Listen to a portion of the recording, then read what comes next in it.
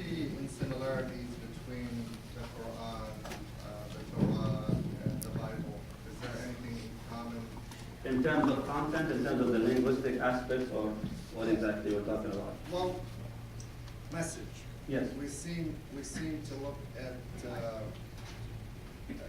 the differences mainly in the three main religions, but we know there's a lot of similarities. What similarities are there that we should be more focusing on, perhaps? Absolutely. We believe as Muslims that we're obligated to believe in the books of God. When I say a manual, we don't mean just the Quran, but we believe the Quran to be the final testament. We believe in the books revealed before the Prophet Muhammad. The Prophet Muhammad ﷺ, he said to us that God sent down to mankind, to humanity, more than 124,000 prophets. Among them were 300 and so messengers. And this now, and he said that not all messengers, of course, received revelation. The difference between a messenger and a prophet, a messenger is the one who receives a book or a new revelation. And the prophet is the one who just continues the message of the one who was before. They continue that. So we believe that many, many books were revealed, not just the Quran. The Quran, the original Torah of Moses, the original Gospel of Jesus, the Psalms of Dawood or David, called as Zabur in the Arabic language, the Scripture of Ibrahim, and other books. We know some of them, and few of them actually still in our hands. Now I intentionally said the original Torah of Moses, the original Gospel of Jesus, because we believe that there were some human elements interfered in these books. The Quran, Muslims claim, is still actually protected because we believe so, God says so, it's going to be protected, and we have the evidence to prove that. So now that's in terms of the actual book itself. The message, a lot of this message was protected, specifically in terms of speaking about the oneness of God. Yes, there might be some change in how do you describe the meaning of the oneness of God. We believe in the God that's in heaven, subhanahu wa ta'ala. We have the same belief. We believe in the angels. We believe in the day of judgment. We believe that God is going to hold us accountable for our actions. We believe in all these things. They are mentioned in the books, regardless of these messages. But we have differences in what we call a Sharia, law. The law is different. Why? Because law it has to be adjusted to fit the society. So now, if you check the law of Musa, Moses was roaming in the desert when he took Bani Israel, the Israelis from Egypt, going all the way out, going towards the Holy Land. They got lost in the desert. So now they don't have a fixed society. So their society was somehow roaming around, establishing some urban areas here and there, but not necessarily a fixed society. So there is no such built civilization that they can establish specific structures where they can make departments and they can make judiciary and so forth. So what was the system of Musa? An eye for an eye, tooth for a tooth, and let's finish it and move on. We don't have time for this. The time of Jesus, Isa when he came, Holy Land was under occupation from the Romans. His people spoke Aramaic, the Romans spoke their own language, and then you have the elite language of the clergy, which is the Hebrew language. Eventually, it was a kind of under oppression already. How could he preach something such as an eye for an eye, tooth for a tooth? His message was complete tolerance. We have no capacity to fight or even to resist and so on. So his message was, if someone slaps you on the right cheek, give him the left one. If someone asks you to go 1 mile, go 2 miles with him and so on. Prophet Muhammad being the last message right now, he had a sequel of these messages. So we have the Old Testament, the New Testament, and the final testament, the Quran. We believe came as balance. So in the Quran you have many examples that says, فَإِنْ عَاقَبْتُمْ فَعَاقِبُوا بِمِثْلِ مَا عُوقِبْتُمْ بِهِ. If you want to punish with that which is equal to which was inflicted upon you. However, وَلَإِنْ صَبَرْتُمْ لَهُ خَيْرٌ لِلصَّابِرِينَ. But if you forgive, it's better for you. And there's so many examples in the Quran, the same balance. You can retaliate, you better forgive. You can ask for your right, but you better forgive. So in the judiciary system in Islam, there are two systems. One is called adl, which means justice, and one is called fadl, which means virtue. You can judge by adl if you want, take the justice, or you can take the virtue by forgiving and just leave it away. So we share many of these universal values. There is no doubt about it. But there are some technical issues when it comes to the definition of theology and the meaning of God and the attributes of God and so on. Wallahu a'lam.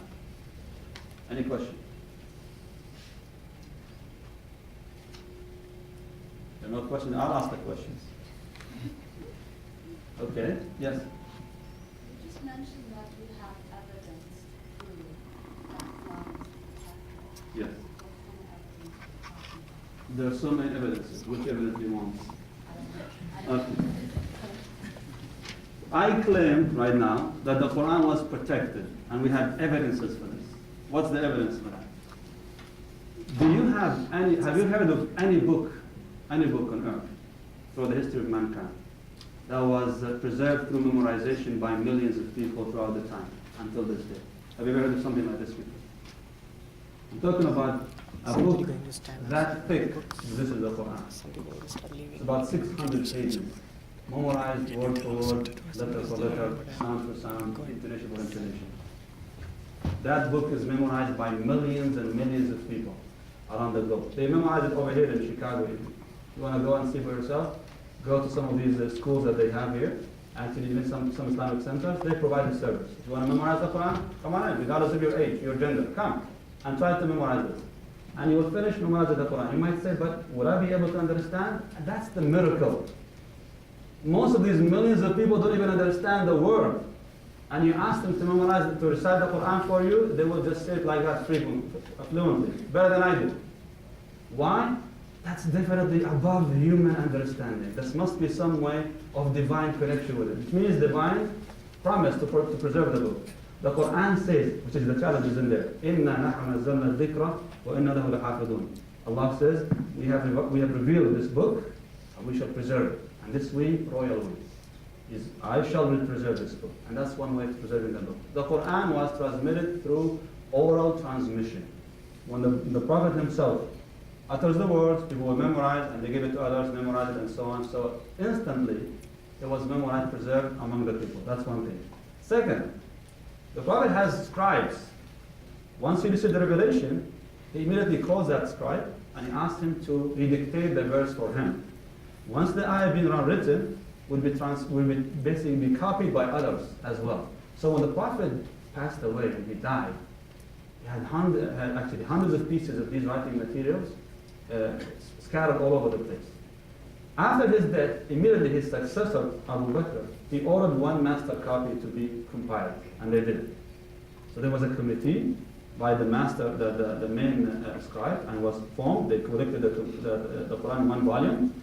And then came I would say 2 decades later, the third caliph, he came and he created another system by making 4 master copies distributed all over the place, so more basically meaning the 4 major cities in Islam back then. And from these master copies, hundreds of copies were recopied. So instantly the Quran was preserved. One of these master copies still exists in Tashkent, in the museum, until this day. And I actually saw in Houston, Texas, there was an exhibit about the Quranic manuscripts. They brought one of these exhibits from Harvard University. It was actually touring the country. So I was there personally. And they showed one parchment. You can tell that it's very ancient, very actually old. And according to them, it says it can be traced back to the time of the third Muslim caliph, the second Muslim caliph, Umar ibn Khattab, which means even before the third caliph, all the master copies. And I looked at it, I was able to read it. It's the same copy was from Surah Al-Nahl, chapter, I believe, 12 in the Quran. So in terms of being written materials, it was there and it's still there. And in the memorization, it's still there. My kids, I have 6 years old, 8 years old, 10-year-old children. If I make a mistake in the Quran, they will stop me. And they give me half time. Every time I recite, I'm a human being. I sometimes tend to forget. They stop me. Says, no, it's this one. I'll say, okay, fine. So we go over and over again. So even children, they can tell if you made a mistake in the recitation of the Quran. Wallah. I hope it makes sense. Any question? I have a question. Yes, sir. You characterize the society of Moses, characterize the society of Jesus. Would you characterize the society of Muhammad? In terms of the structure of the society itself? Yes. Well, Muhammad... And why the